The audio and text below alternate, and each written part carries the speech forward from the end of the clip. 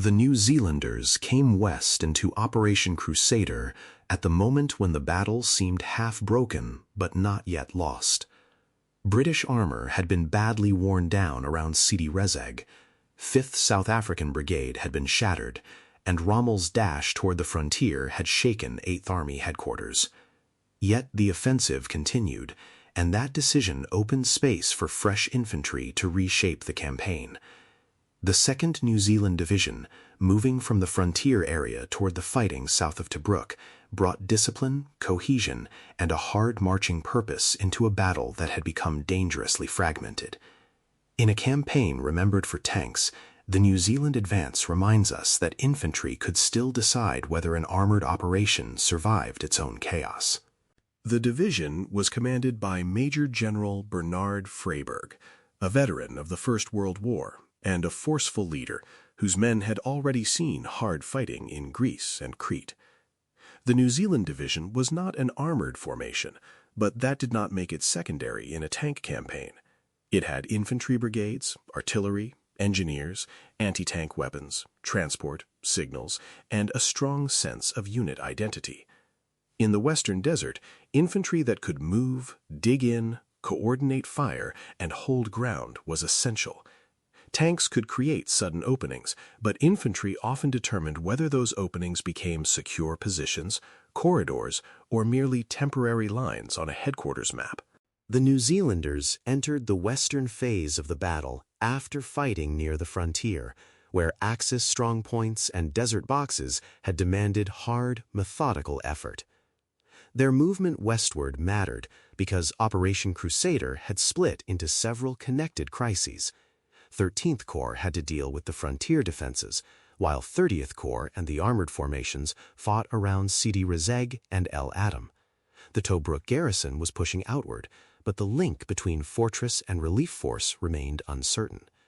The New Zealand Division helped bridge these worlds. It moved from the more positional eastern fight toward the fluid and dangerous center of the campaign, carrying infantry weight into a battlefield dominated by armored shock. For the men of the division, the move west was not a parade toward victory. It was a long advance through uncertainty, dust, and reports of disaster.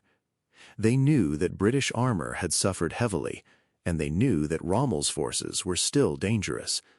They also knew that Tobruk had to be reached if the offensive was to mean anything. Infantry in trucks could move faster than infantry on foot, but it could not move with the same freedom as tanks.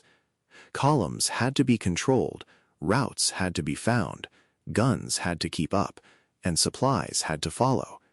A division moving across the desert was a machine as complex as any armored brigade.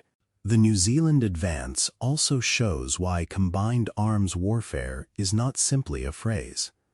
Infantry without anti-tank guns could be crushed by armor. Anti-tank guns without infantry could be overrun or isolated. Artillery without observers and communications could not deliver timely fire. Engineers were needed for obstacles, mines, routes, and defensive preparation. Signals troops were needed to keep the division connected to higher command and to its own brigades. The division's strength came from its ability to bring these arms together in a coherent way. In a battle where British armor had often been scattered, that coherence became a form of combat power. The ground westward toward Tobruk was not empty, even when it looked empty. The New Zealanders had to move through a battlefield of ridges, tracks, defended localities, and uncertain enemy positions. Places such as Belhemed, Ed Duda, and Point 175 would become crucial because they controlled observation and movement around the corridor to Tobruk. To a listener without a map, the simplest way to picture the problem is this. The New Zealanders were pushing from the east and southeast toward the ground that could connect the outside army with the Tobruk breakout. Every rise mattered because it could either protect that connection or allow the enemy to cut it. Their arrival changed the character of the fight because they could hold what armor alone could not. Tanks might move through an area, report progress, and then be needed somewhere else. Infantry could dig in organize fields of fire, sight anti-tank guns, and make the enemy pay for trying to retake ground. This did not make infantry invulnerable. In the open desert, infantry under tank and artillery attack faced terrible danger, especially if isolated. But disciplined infantry with artillery and anti-tank support could turn exposed ground into a defended position. That ability was exactly what Crusader needed as the battle shifted from wild armored movement toward the struggle to open and secure a corridor. The New Zealanders also brought fresh force into a battle where fatigue had become decisive. Armored crews had been fighting for days under heat, dust, mechanical strain, and repeated enemy pressure. Headquarters had struggled to understand the battlefield. Some formations had been damaged so badly that their names on the map no longer matched their real strength. A fresh, organized division could steady the situation, not by magically solving every problem, but by giving 8th Army new weight at the critical moment. In mobile war, reserves and fresh formations matter because they allow a commander to keep pressure on the enemy after the first wave has been mauled. Rommel's dash to the wire had created panic, but it had also pulled Axis attention and mobile strength away from the immediate Tobruk sector.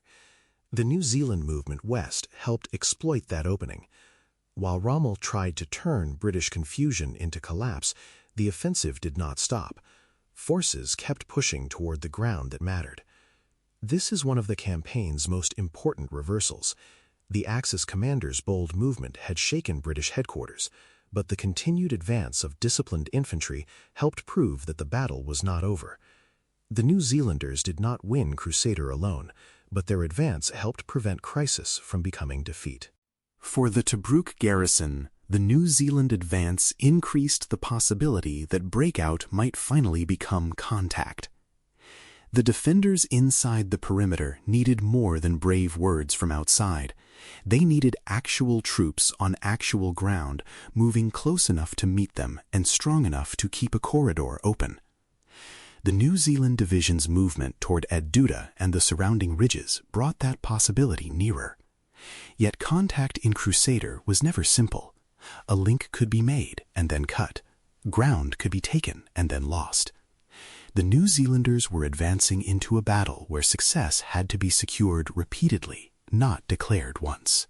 The division's role also complicates the popular image of desert warfare as a duel between Rommel and British tanks. Crusader was certainly an armored battle, but it was not only an armored battle. It was a Commonwealth campaign fought by British, South African, New Zealand, Indian, Polish, Czechoslovak, and other forces, each contributing to different parts of the struggle. The New Zealanders came west as infantry in a tank war, and that is precisely why they matter. They show that modern armored operations still depended on soldiers who could seize ridges, protect guns, endure shell fire, and hold positions when the mobile battle surged around them. Their advance also reflected a broader learning process inside 8th Army. Earlier failures had shown the danger of treating tanks as if they could solve every problem by speed alone. Crusader's crisis reinforced that lesson brutally. The New Zealanders demonstrated the other side of the equation, the need for infantry formations that could move with purpose, fight through defended ground, and create stable points in a fluid battle. Armored warfare was evolving into a contest of systems. The side that could combine armor, infantry, artillery, engineers, reconnaissance, air support, supply, and command under pressure would have the better chance of turning local success into operational result. The New Zealanders came west at the moment when Operation Crusader needed endurance more than elegance. Their movement did not erase the losses already suffered, and it did not make the coming fights easy. The battle around Ed Duda, Bel Hamed, Point 175, and the corridor to Tobruk would remain violent and uncertain. But their arrival shifted momentum because it put organized infantry strength into the place where connection had to be made. In the history of armored warfare, this episode matters because it reminds us that tanks may give a campaign its speed and drama, but infantry often gives it staying power. Crusader survived because battered armor, stubborn garrisons, fresh infantry, artillery, engineers, and commanders who refused to quit all remained part of the fight.